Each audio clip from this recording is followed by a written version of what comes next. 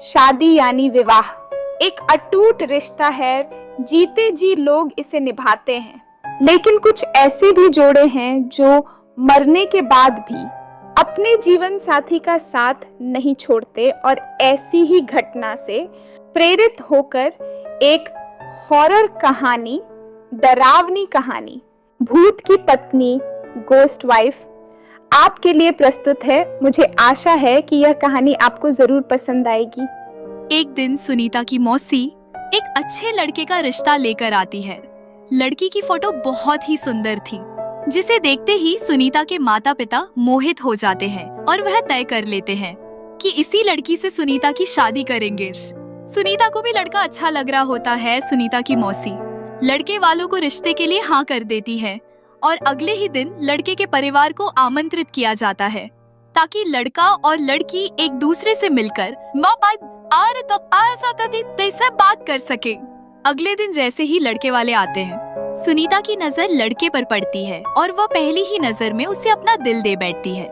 सुनीता के घर में लड़के वालों का जबरदस्त स्वागत किया जाता है दोनों परिवारों के बीच में। रिश्ते की बात तय होते ही दोनों की धूमधाम से शादी कर दी जाती है। शादी के बाद लड़का सुनीता को लेकर शहर चला जाता है। शहर में वह कंपनी के मकान में रहता था। दोनों की शादीशुदा जिंदगी खुशनुमा चलने लगती है। सुनीता अपने पति को बहुत प्यार करने लगी थी। ऐसा लग रहा था मानो सुनीता को 7 जन्म की खुशियाँ एक ही जन्म में मिल गई हुआ। एक दिन सुनीता और उसका पति फिल्म देखने थिएटर जाते हैं। दोनों पूरा दिन खूब मजा करते हैं, लेकिन जैसे ही वह वापस लौट रहे होते हैं, अचानक एक कार सुनीता के पति को जोरदार टक्कर मार के चली जाती है। वह तुरंत अपने पति को उठाती है और उससे पूछती है कि आपको कहीं चोट तो नहीं लगी है। सुनीता का पति मुस्कुराते हुए सुनीता के साथ चलने लगता है। सुनीता अपने पति के साथ घर आ जाती है। रात हो चुकी थी और दोनों बाहर से खाना पीना करके आए थे और सारा दिन दोनों ने खूब मजे किए, लेकिन सुनीता बहुत थक चुकी थी, इसलिए वह आते ही अपने घर में सो जाती है। सुबह उठते ही वह अपने पति के लिए चाय नाश्ता बनाती है और अपने पति को उठाने जाती है, लेकिन वह पहले से ही जाग रहा होता है। सुनीता अपने पति के सामने चाय नाश्ता लाकर रख देती है और अपने काम में लग जाती है। कुछ देर बाद जैसे ही सुनीता वापस आती है तो चाय और नाश्ता वैसे ही रखे होते हैं। सुनीता के पति ने उसे हाथ तक नहीं लगाया था। वह अपने पति से बोलती है, यदि आपको चाय नहीं पीनी थी तो आप मना कर देते, बर्बाद क्यों करवा दिया। सुनीता का पति कहता है, कोई बात नहीं, मेरे लिए खाना मत बनाना, आज मेरा मूड नहीं है। सुनीता का पति तैयार होकर अपने ऑफिस के लिए निकल जाता है। सारा दिन सुनीता अपने घर में काम करती और अपने पति का इंतजार करती रहती। 2 दिन गुजरते ही सुनीता के घर के दरवाजे पर कोई आवाज लगाता है। सुनीता दरवाजा खोलती है। सामने उसी कंपनी का चौकीदार खड़ा होता है जिसमें सुनीता का पति काम करता है। चौकीदार सुनीता से पूछता है, मैडम 2 दिनों से सर ऑफिस नहीं आए हैं, उनकी तबीयत खराब है क्या? मुझे मैनेजर साहब ने भेजा है। सुनीता को आश्चर्य होता है क्योंकि उसका पति तो रोज तैयार होकर ऑफिस के लिए निकल जाता था, फिर वह ऑफिस कैसे नहीं पहुंचा। चौकीदार के जाते ही सुनीता अपने पति के घर लौटने का इंतजार करने लगती है। शाम को सुनीता के पति घर आता है। वह उनसे पूछती है, आप ऑफिस के बहाने से कहाँ जाते हैं? सुनीता का पति उसे यहाँ वहाँ की बातों में घुमाकर अपने कमरे में चला जाता है। अगली सुबह सुनीता अपने घर के दरवाजे पर दूध ले रही होती है, तभी चौकीदार फिर से आ जाता है और कहता है, क्या साहब अभी तक नहीं आए? सुनीता कहती है, वह तो अंदर बैठे हैं, जाओ मिल लो। चौकीदार घर के अंदर पहुँच जाता है। वह चारों तरफ देखता है, उसे कुछ नजर नहीं आता। पीछे से सुनीता दूध लेकर आ जाती है। चौकीदार सुनीता से कहता है, कहाँ है साहब? सुनीता कहती है, अंधे हो गए हो क्या? तुम्हारे सामने ही तो बैठे हैं।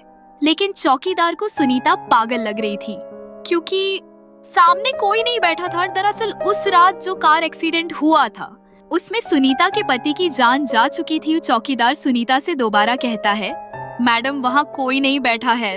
लेकिन सुनीता चौकीदार को चिल्लाते हुए अपने पति को जाकर पकड़ लेती है और कहती है, ये देखो इतना बड़ा इंसान तुम्हें नजर नहीं आ रहा। सुनीता के साथ कोई दिखाई नहीं दे रहा।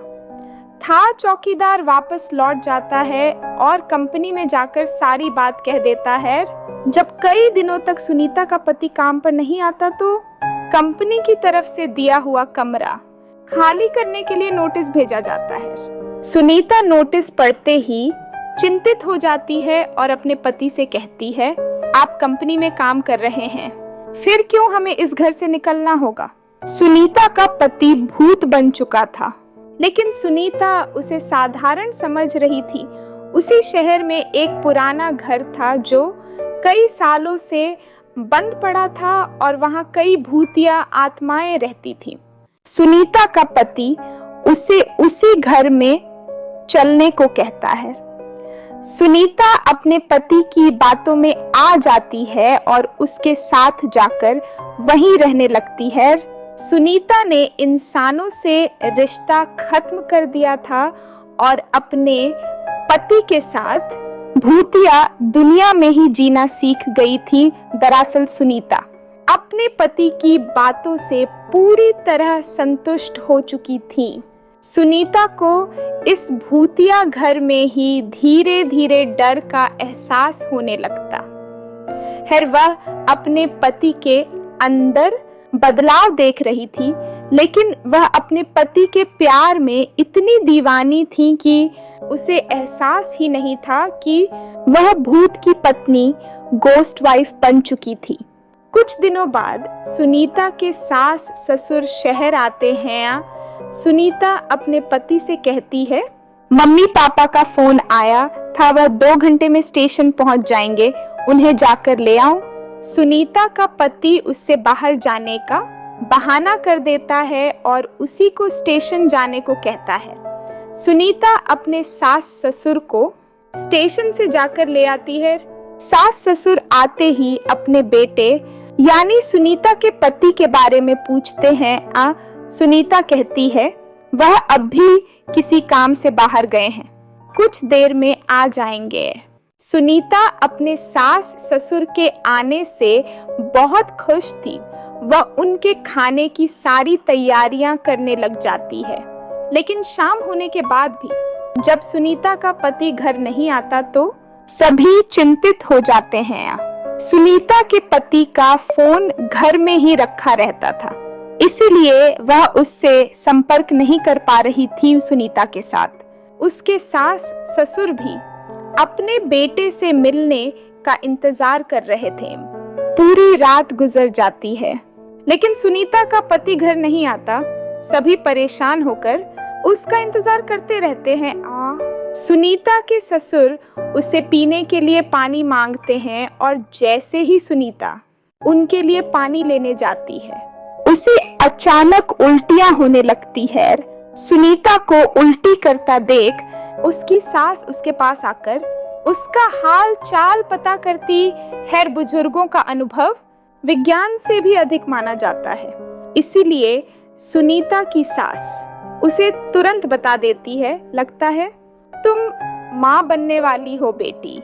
सुनीता माँ बनने की बात सुनते ही मुस्कुराने लगती है। सुनीता यह बात अपने पति को बताने के लिए उतावली हो रही थी, लेकिन उसके इंतजार की घड़ियां बढ़ती जा रही थी। देखते ही देखते 5 दिन गुजार चुके थे, लेकिन सुनीता के पति का कुछ पता नहीं चल रहा था। तभी तीनों पुलिस थाने में शिकायत दर्ज कराने जाते हैं। पुलिस वाले सुनीता से कहते हैं 5 दिनों से तुम्हारे पति गायब है, लेकिन तुम्हें अब याद आ रही है। सुनीता ने जवाब देते हुए कहा, सर वो ऐसा 1-2 बार और कर चुके हैं, इसलिए मैं इसे सामान्य घटना समझ रही थी।